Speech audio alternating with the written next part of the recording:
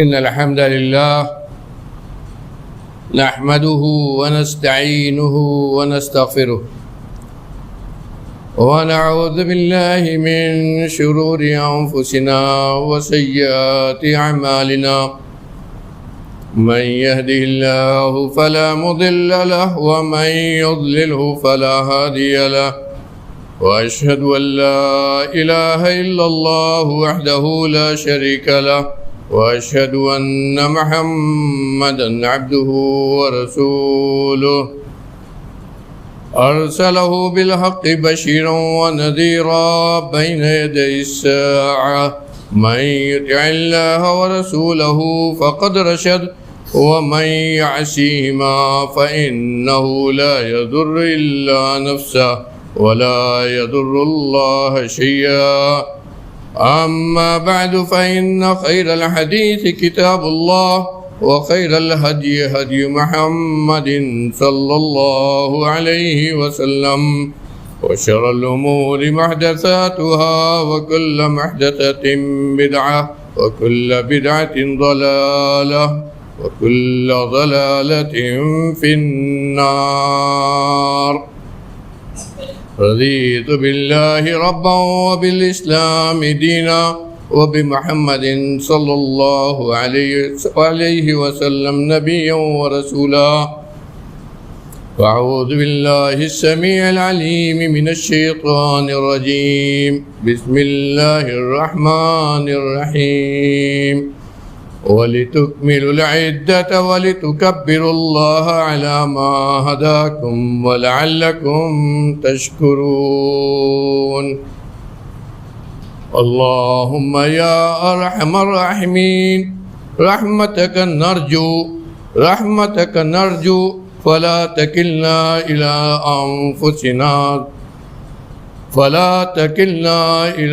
أنفسنا اللهم متعنا بأسماعنا وأبصارنا وقوتنا ما أحييتنا واجعله الوارث منا واجعل ثأرنا على من ظلمنا ولا تسلط علينا من لا يخافك فينا ولا يرحمنا.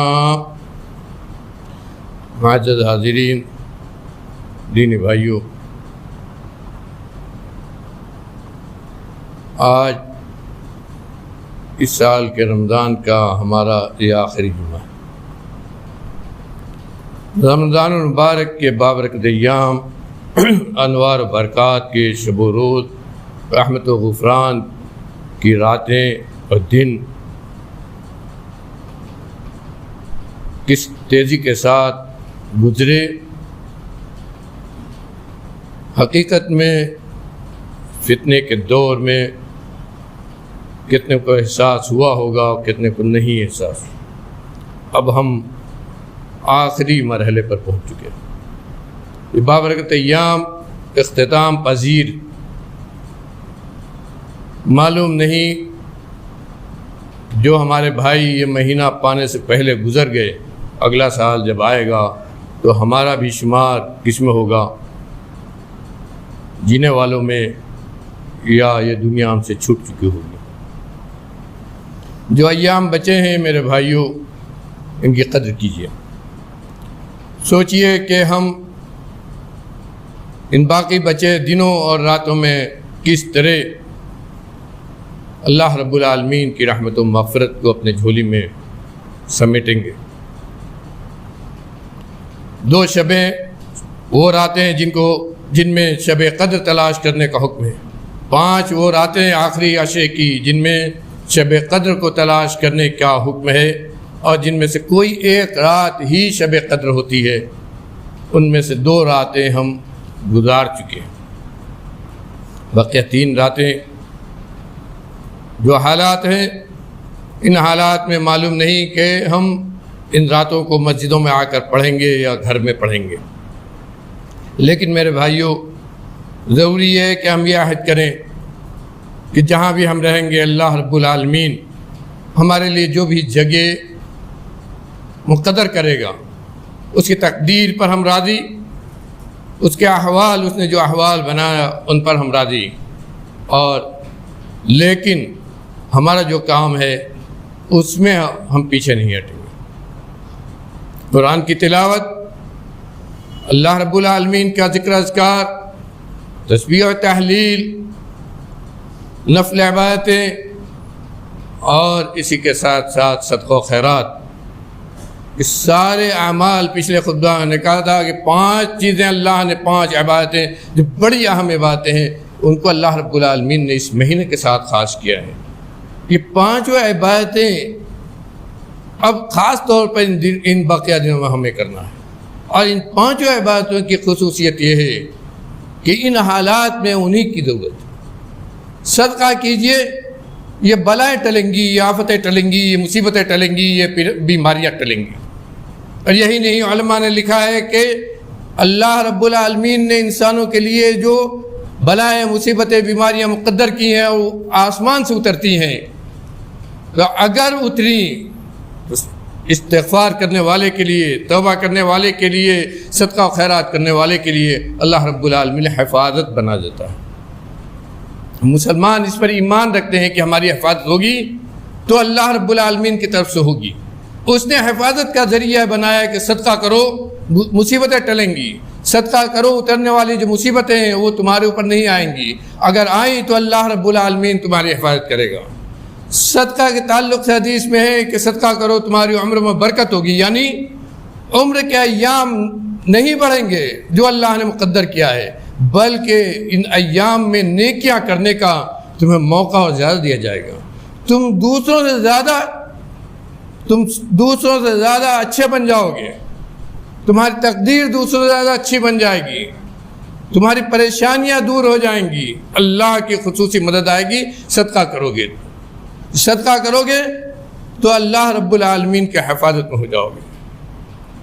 اور یہ صرف دنیا کا معاملہ ہے، اور اس کے بعد کی جو زندگی ہے اس کے لیے صدقہ تو کیا ہے، حدیثوں میں پڑھی۔ قرآن کی تلاوت کا ہمیں حکم دیا گیا ہے، اس مہینے کو استغفار، توبہ استغفار کے ساتھ خاص کیا گیا ہے۔ اللہ رب العالمین نے قرآن میں رمضان کے احکام کو بیان کرنے کے بعد ہی کہا ہے وَإِذَا سَأَلَكَ عِبَادِي عَنِّي فَإِنِّي قَرِيبٌ أُجِيبُ دَعْوَةَ الدَّاعِ إِذَا دَعَانِ۔ میرے بھائیو، ایمان اس پر تازہ کیجیے۔ اللہ کہہ رہا ہے کہ میرے بندوں سے کہہ دو مجھ سے دعا مانگو، دعا مانگو گے تو اپنے رب کو اپنے سے قریب پاؤ گے۔ سجدے کی حالت میں، نفل عبادتوں کے اندر سجدے کی حالت میں اپنے رب سے جتنا گڑ گڑا کر، جتنا رو کر، جتنا قریب ہو کر دعا مانگ سکتے ہو مانگیے میرے بھائیو۔ وہ جگہ ہے جس کے بارے میں نبی کریم صلی اللہ علیہ وسلم فرمایا کہ اما السجود، سجدے کی حالت، تو اس میں زیادہ سے زیادہ دعا کرو، فَأَكْثِرُوا فِيهِ الدعاء، اس میں زیادہ دعا کرو، ہو سکتا ہے کہ تمہاری دعا قبول ہو جائے۔ یعنی یہ وہ جگہ ہوتی ہے جہاں بندہ سر رکھ کر اپنے رب کے دربار میں اپنے رب سے سرگوشی کرتا ہے، اپنی پریشانی کو بیان کرتا ہے، اپنی دقتوں کو، اپنی بیماریوں کو اپنے رب سے کہتا ہے کہ رب العالمین تو ہی سننے والا ہے، ہماری دعا کو سن لے۔ اس حالت میں، سجدے کی حالت میں اپنے رب سے دعا کیجیے، دعا اور استغفار کو پکڑ لیجیے میرے بھائیو۔ ان حالات میں روزی کی تنگی کی ہر آدمی کے منہ پر شکایت ہے، لیکن اس کا علاج کہاں ہے؟ قرآن میں اللہ نے خود کہا فَقُلْتُ اسْتَغْفِرُوا رَبَّكُمْ إِنَّهُ كَانَ غَفَّارًا يُرْسِلِ السَّمَاءَ عَلَيْكُمْ مِدْرَارًا وَيُمْدِدْكُمْ بِأَمْوَالٍ وَبَنِينَ وَيَجْعَلْ لَكُمْ جَنَّاتٍ وَيَجْعَلْ لَكُمْ أَنْهَارًا۔ استغفار کرو میرے بندو۔ اللہ کے نبی نے کہا کہ میں نے کہہ دیا ہے کہ تیرا اعلان ہے، استغفار کرو۔ کیوں؟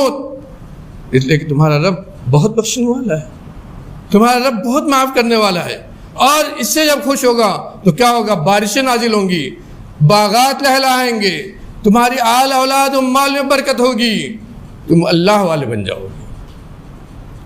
یہ ایام، ان میں کون سی گھڑی ہے کہ ہمارا استغفار بند ہو؟ کون سی گھڑی ہے کہ ہم اپنے استغفار کو روکیں؟ کون سی گھڑی ہے کہ ہم اپنے رب سے اپنے گناہوں کا اعتراف نہ کریں، ہم مانگیں؟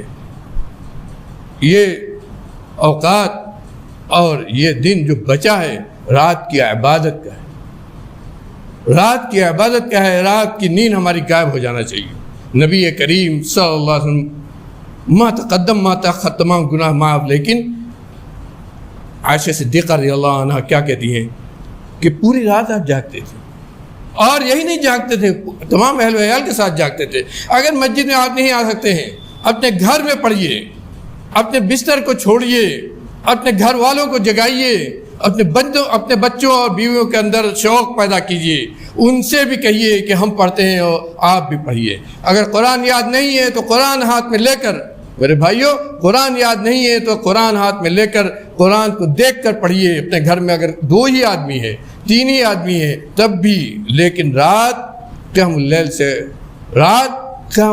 سے غائب نہ ہو۔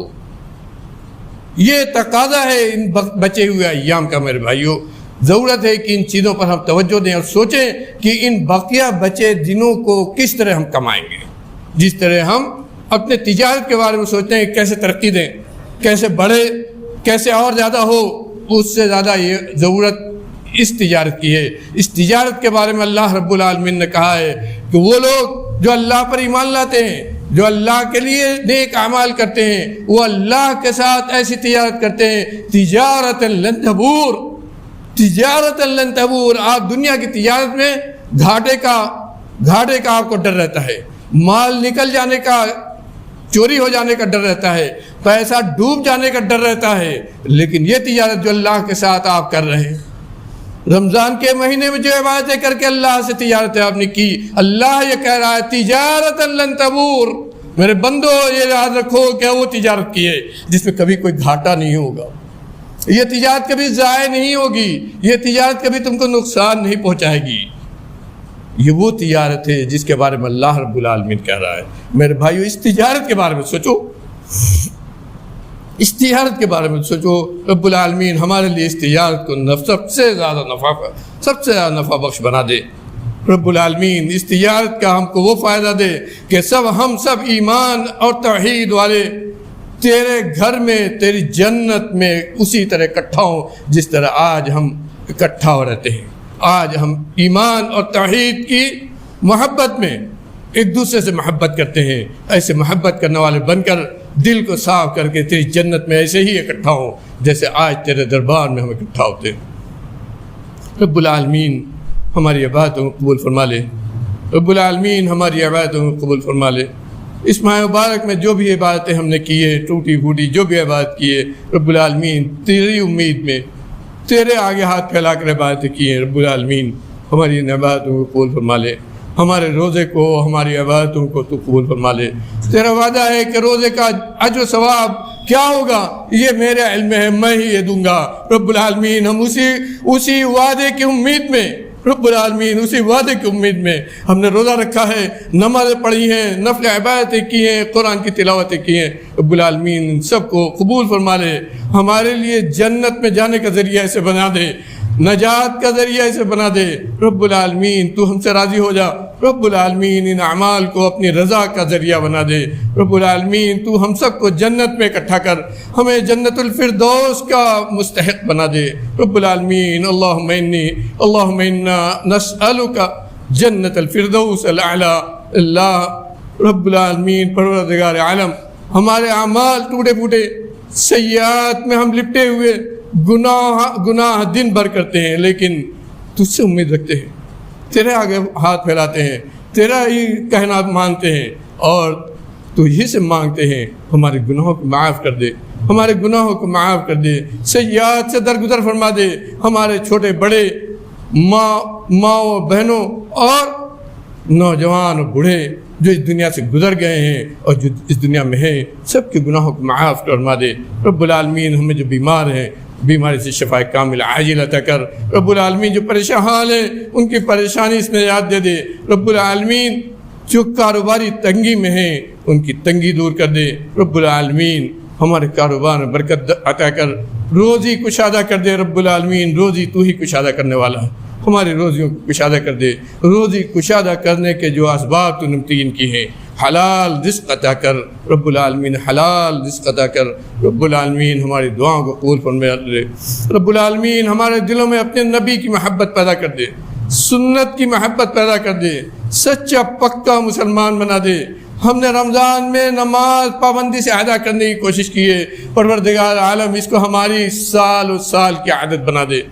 ہماری جو نمازیں چھٹی ہیں رب العالمین ہم ان سے توبہ کرتے ہیں رب العالمین ہماری ان چھوٹی ہوئی دعاؤں کو نمازوں کو تو معاف فرما دے، ہماری ان چھوٹی ہوئی نمازوں کو معاف فرما دے، آگے ہمیں نماز پڑھنے کا عادی بنا دے، نمازی بنا دے، دین پر عمل کرنے والا بنا دے، عقیدہ توحید پر قائم رکھ رب العالمین، عقیدہ توحید پر قائم رکھ۔ اس دنیا سے جانے کا وقت آئے، تیرا کلمہ لا الہ الا اللہ ہماری زبان پر ہو۔